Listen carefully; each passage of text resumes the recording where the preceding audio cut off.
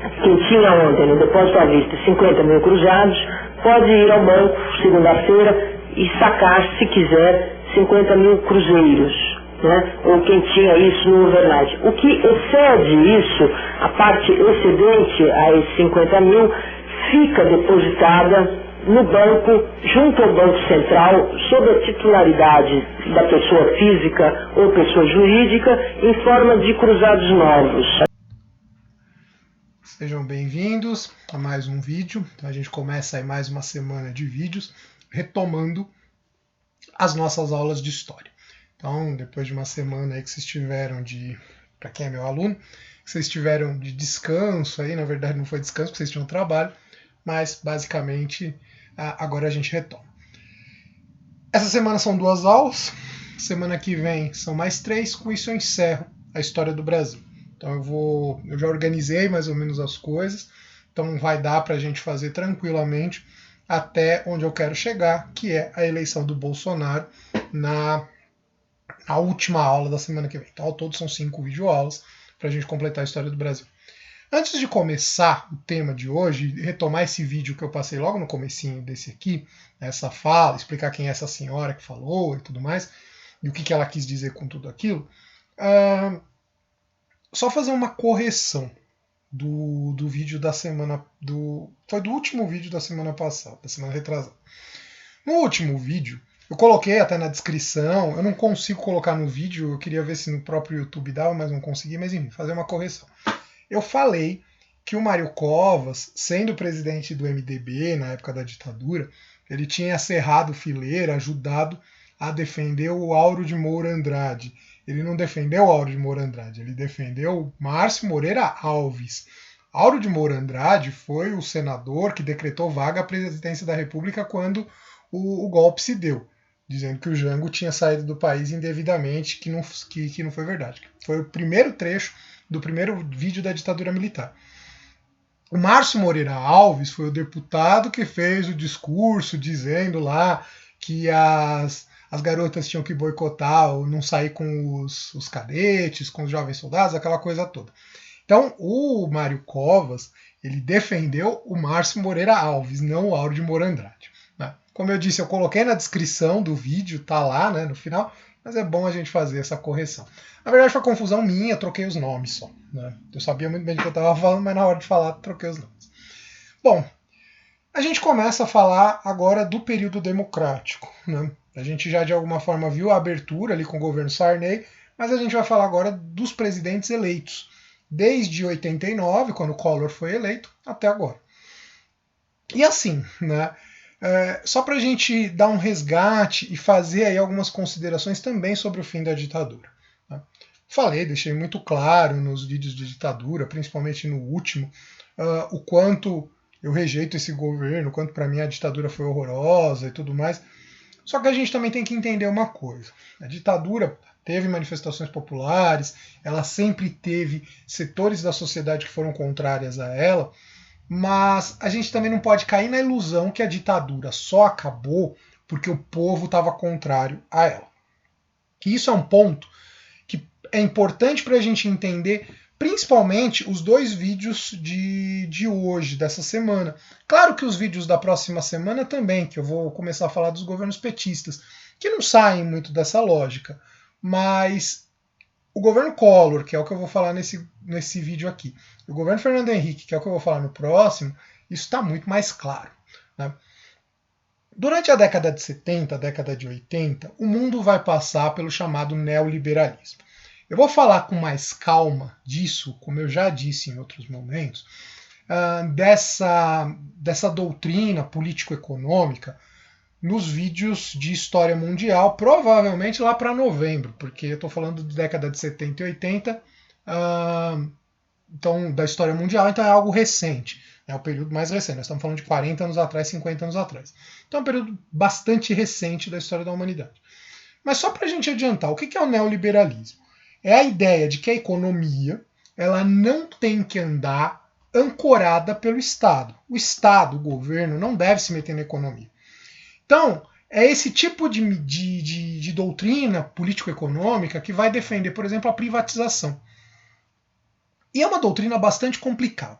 É uma doutrina bastante complicada. Né?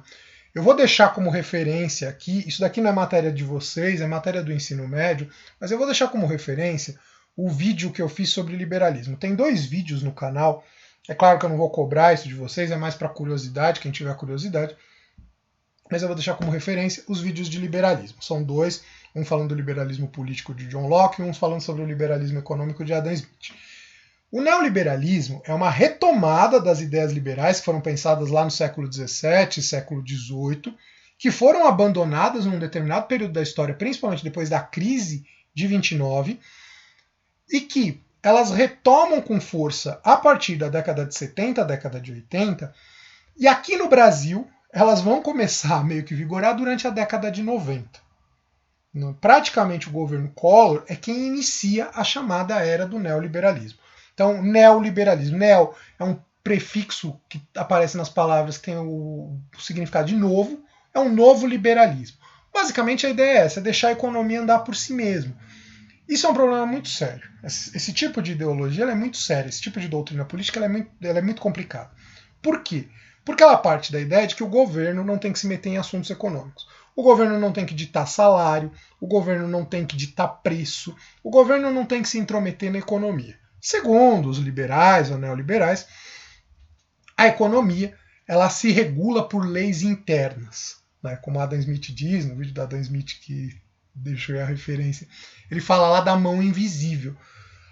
O próprio mercado se regula. A concorrência faz com que os preços se regulem, preços não sejam muito altos e tal.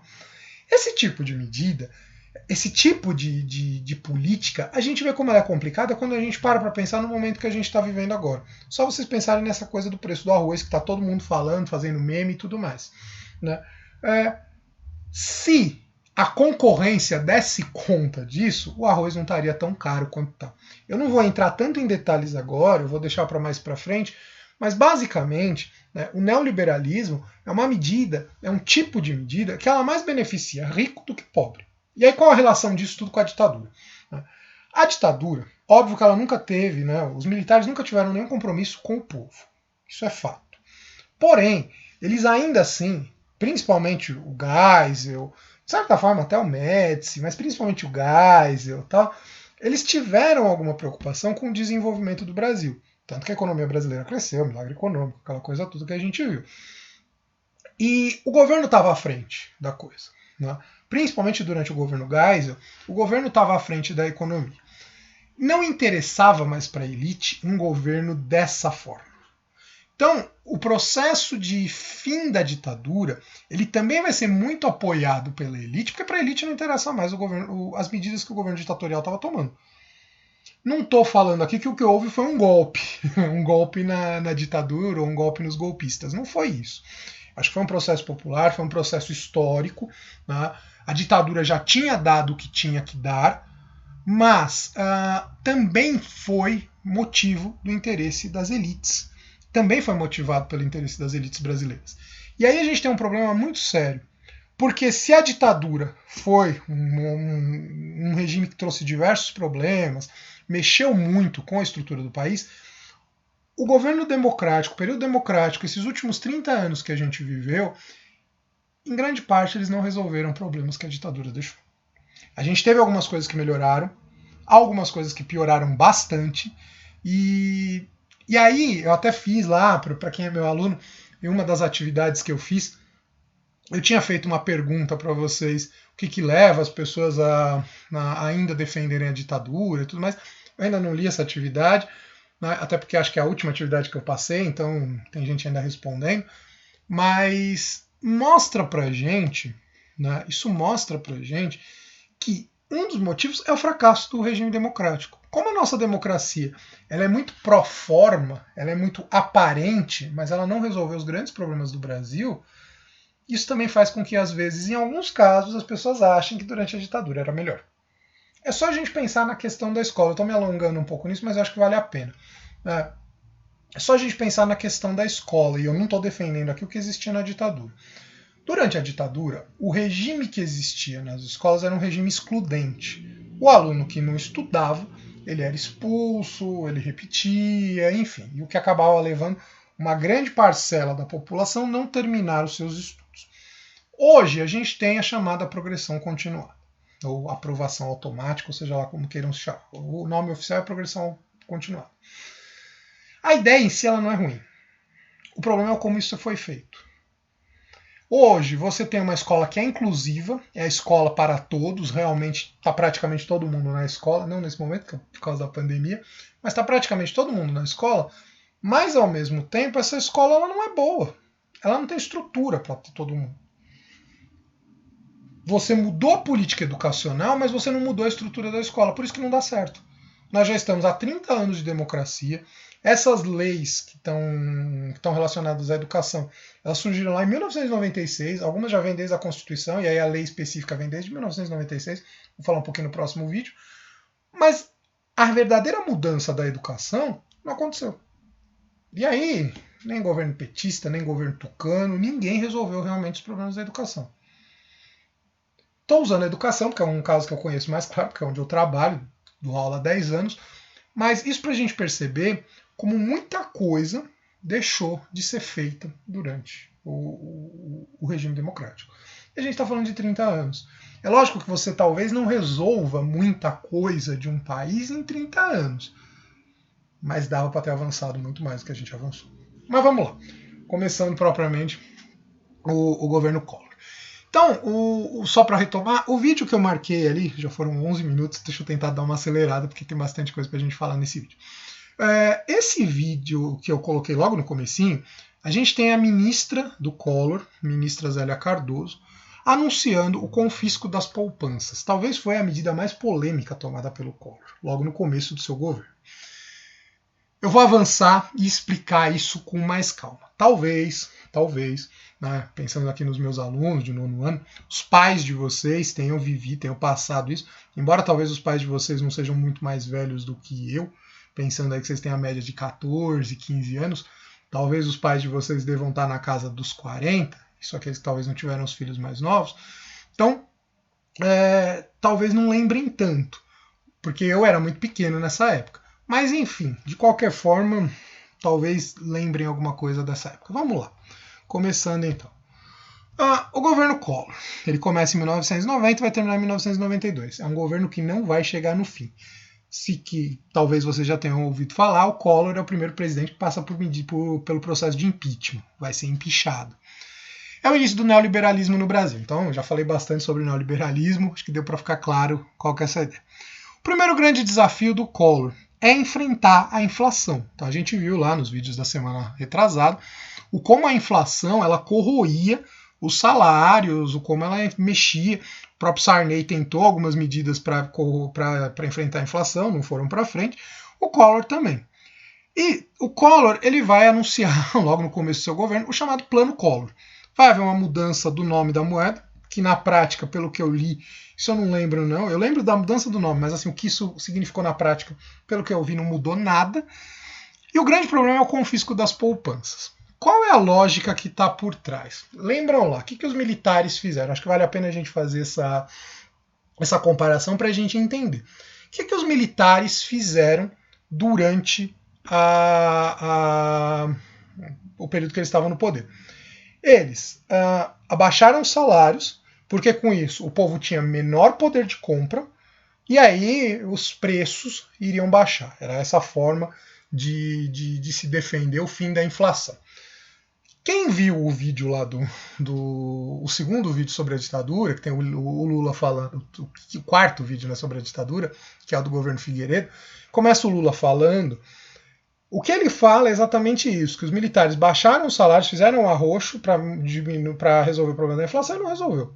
O Collor ele vai ter uma outra medida. Qual que é a medida que ele toma? É acabar com... tirar o dinheiro das poupanças. Confiscar no caso foi confiscado por 18 meses, 1 ano e meio. Né? Então as pessoas só podiam tirar ali um total, a Zélia fala, de 50 mil cruzeiros. Eu estava vendo, né, fazendo a conversão, daria algo em torno de 8 mil reais. Né, para quem tinha uma quantia também considerável, só podia tirar 8 mil reais, né, fazendo a conversão, e esse valor, e acima disso o dinheiro estava confiscado. Era uma forma de você ter menos dinheiro circulando e com isso baixar os preços. A medida até deu certo por um período, pelo que eu estava lendo. Só que, depois de um determinado período, começou a aumentar. Só que tem um problema muito sério, você está mexendo com poupança, com o dinheiro da população. Isso acabou com a popularidade do Collor, e ele tomou logo no começo. O que é pior, o Collor tomou essa medida logo que ele assumiu, e durante a campanha eleitoral ele dizia que quem ia confiscar as poupanças era o Lula. E aí quem toma a medida de confiscar a poupança foi ele. Isso mexeu muito com a popularidade do Collor. Foi a primeira grande cacetada que ele deu na população e que a popularidade dele acabou levando também. Afinal, um presidente que se vendeu ali como a inovação, o caçador de marajás, eu não comentei sobre isso. Aqui a gente tem uma capa da Veja, eu falo geralmente muito mal da Globo, mas a Veja é 10 mil vezes pior do que a própria Globo. A Veja ela tomou como campanha para si a defesa do Collor, né? Desde o começo. Caçador de marajás. O Collor ele se definia como aquele que ia caçar os funcionários públicos que tinham salários altíssimos, que viviam às custas do Estado e não sei o quê. E quando o Collor chega ao poder, ao invés de ele começar a mexer com os grandes, com a elite e tal, ele começa a mexer com o povo. Afinal, muitas vezes, gente que juntou dinheiro ali a vida toda para, sei lá, para garantir a velhice, para comprar uma casa ou coisa do tipo, estava com o dinheiro confiscado, não podia mexer no dinheiro. Isso levou muita gente a situações terríveis. A gente teve casos, inclusive, de suicídio. Então, a coisa foi terrível, a coisa foi muito brava. Mexeu muito com a popularidade do Collor. Voltando lá no slide, o governo marcado pela defesa das privatizações, já falei, a crise econômica não se resolve. Além disso, começam as denúncias de corrupção. Principalmente no ano de 1992, então que seria o terceiro ano do governo Collor, começam as denúncias de corrupção. O Collor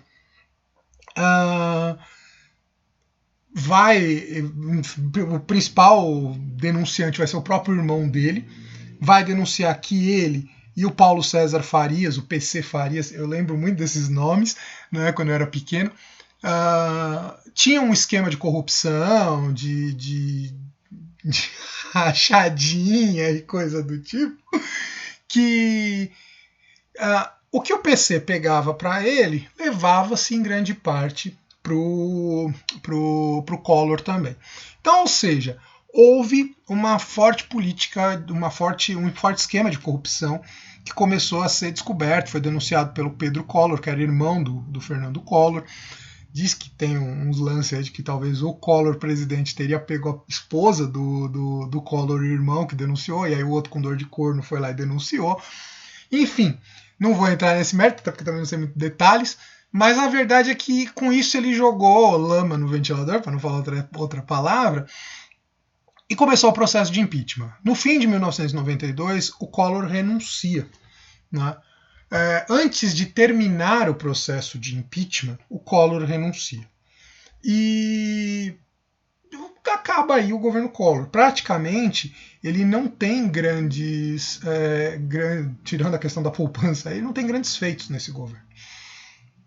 É interessante porque, diferente do que foi o impeachment da Dilma, que foi um impeachment divisivo, por isso que uma parte da sociedade diz que é golpe, né, que é a parte que não aceita, o impeachment do Collor não foi divisivo. Praticamente ninguém foi a favor do Collor. Praticamente ninguém disse que o Collor era inocente ou coisa assim. Para resumir, praticamente com isso eu acabei o governo Collor, mas não o vídeo, que ainda tem mais coisa. Eu quero, na verdade, chegar até a eleição de 94. Mas antes de dar prosseguimento e falar um pouquinho do governo do Itamar, que é o vice dele, só colocar um vídeo curtíssimo, bem curtíssimo, para vocês poderem ver, que eu acho que é um vídeo que consegue sintetizar o que é o governo Collor. Piada! Não é uma piada, só que era uma piada de mau gosto, cara. Como tudo no governo Collor foi uma piada de mau gosto, uma piada trágica, uma minissérie mal escrita, onde o roteiro era ruim, onde a direção era péssima e onde os atores eram uns canastrões. Na verdade, tinha um lado, meu chapa, que foi a cara do Brasil. Então, quando ele se apossa, Então aí vocês têm o Peninha, o Eduardo Bueno falando, várias vezes eu cito os vídeos dele, ele tem 2 vídeos, né, sobre o governo Collor. Eu vou deixar na descrição do vídeo para quem de repente quiser assistir, que ele aprofunda bastante, mas assim, na essência ele não traz nada de tão a mais do que eu coloquei. Governo Itamar. O Itamar, ele vai ser o substituto do Collor e vai ser um governo praticamente para encerrar, para fazer o fechamento do que o Collor colocou, né? do que seria o plano do Collor. Na verdade, o governo Itamar ele não tem grandes marcas. Ele assume em 1993, em 1994 tem a eleição e aí em 95 vai assumir o presidente, que a gente vai ver, vai terminar o vídeo falando quem é eleito. Praticamente é um governo que não tem grandes características nem de positivas nem de negativas. É um governo de transição, não tem lá grandes marcas. Até chegar o ano de 1994. 94 é um ano que é marcado por um grande lançamento, que é o lançamento do...